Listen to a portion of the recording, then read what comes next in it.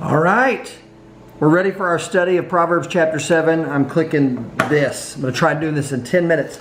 Okay, so the book of Proverbs doesn't do a whole lot of talking about God, but you get this sense in Proverbs that God has created the world with a kind of order to it, and wisdom is kind of that thing that holds it all together. So, when you behave in ways that are rooted in wisdom, you find that the world just works better for you. When you do not, you find that things go badly. And most of the book of Proverbs is a bunch of little quick, aphorisms or wise sayings. In the first few chapters, though, we have almost like some introductory stories and introductory words, as if this were a textbook for fathers to teach their sons. Obviously, we're going to be using it for mentors to communicate with their girls and gals who are trying to learn how to live life to the full in the world that He's created. So the first 5 verses of chapter 7 do a good job of summarizing what we've read in the previous 6 chapters of Proverbs. Almost every one of those chapters begins with, or very near the beginning of the chapter, says something like, "My son, listen to these words, store them up. I'm about to say something that you want to hear and that is going to help you live a great life." And then beyond verse 5 here, we're going to get a narrative, a story that helps to illustrate the power of wisdom applied to life, or the peril of the fool.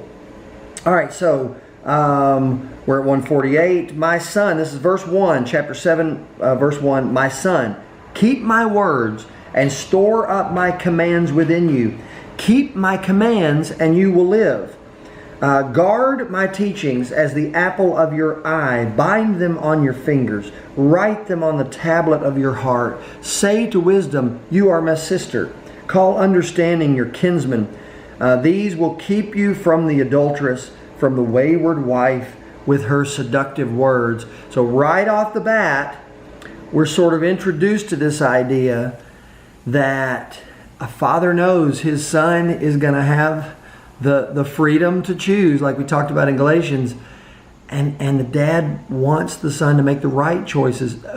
Not right because he's telling the son not to do them. They're right because those choices are going to bring life.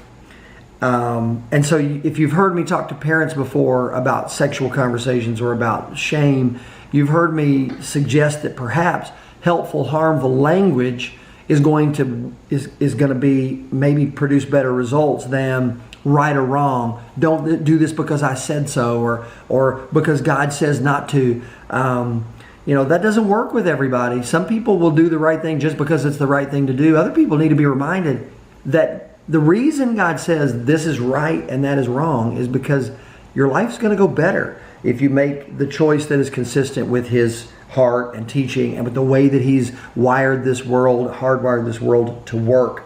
So then in verse 7, we start off with this story about the adulteress.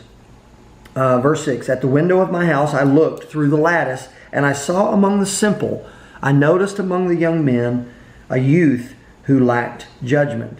And I love the way that's worded, because of course we wouldn't be surprised to find that there is a youth who lacks judgment. But it's also refreshing to know that there were youths there that, according to this person, didn't appear to lack judgment. Now maybe they all would lack judgment at different times, but this reminds me of the Otter Creek Youth Group. The students that are in your covenant groups, sure, they have the capacity to make stupid decisions, and perhaps at times they all lack judgment. But they're also capable of making great decisions.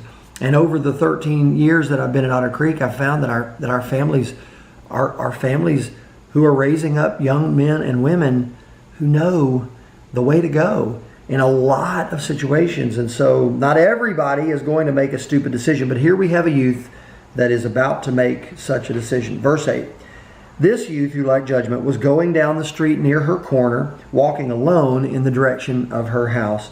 At twilight, as the day was fading and as the dark of night set in, then out came a woman to meet him, dressed like a prostitute, with crafty intent.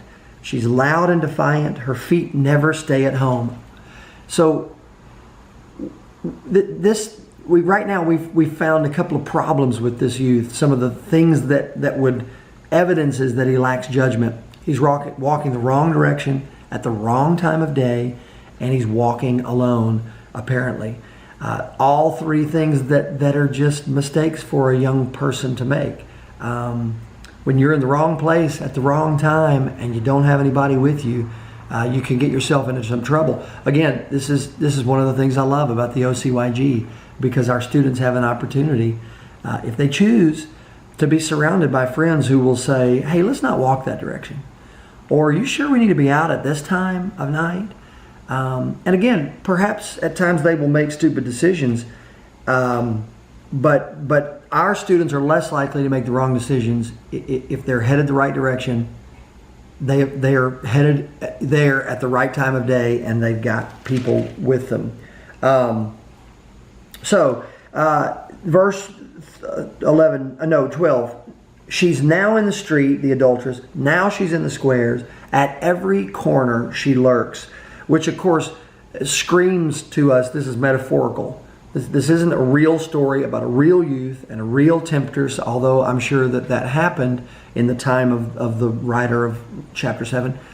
But that's not the point. The point is, trouble is everywhere. If you're not watching out for it, and if wisdom is not your kinsman, if understanding is not your sister, then you may be walking the wrong direction every evening at twilight, because the prostitute or the adulteress lurks at every corner. She took hold of him and kissed him, and with a brazen face she said these words. And this is 7 verses, really, really beautiful verses in terms of the language, but so powerfully destructive too in the way that they persuade this young man to go the wrong direction. Okay, so we're 5 minutes in. We're going to get this done. Here's the quote, verse 14. I have fellowship offerings at home, and today I fulfilled my vows. So I came out to meet you. I looked for you, and I have found you. She makes him feel special. I've covered my bed with colored linens from Egypt. I have perfumed my bed with myrrh, aloes, and cinnamon. If I had a nickel for every time Becky used this line on me. Verse 18, come, let's drink deep of love till morning. Let's enjoy ourselves with love. It's so vivid.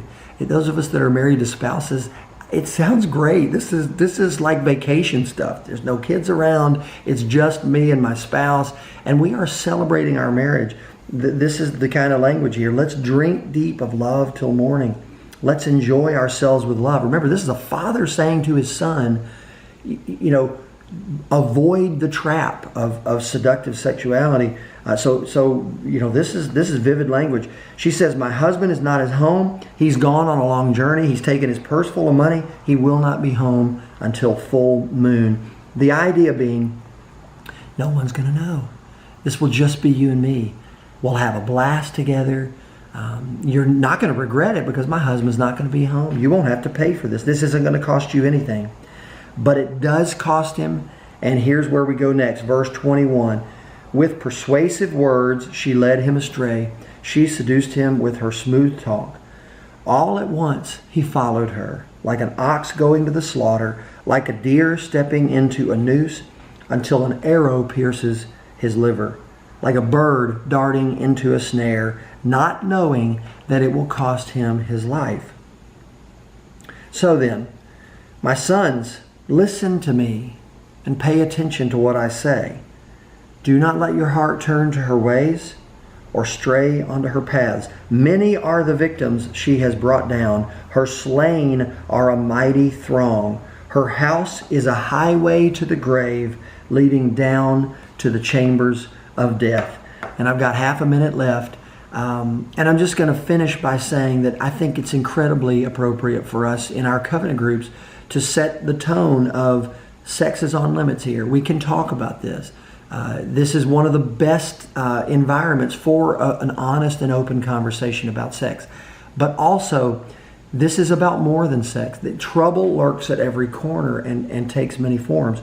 I always think of this, and I'm going to say, we've got 10 seconds left until we're done, but I'm going to finish by saying this. This always makes me think of City Slickers. When Bruno Kirby and Billy Crystal are having the conversation about the spaceship landing, they're riding their horses, they're driving the cattle, and City Slickers is an amazing movie. And Bruno Kirby says, okay, it's kind of like the button question that I asked the teenagers. He says, a spaceship lands, the most beautiful woman you've ever seen gets out and wants to have sex with you, and no one will ever know it. And she tells you you're about to have the sexual encounter of a lifetime. No one will ever know. Of course, Billy Crystal's married. Bruno Kirby says, do you do it?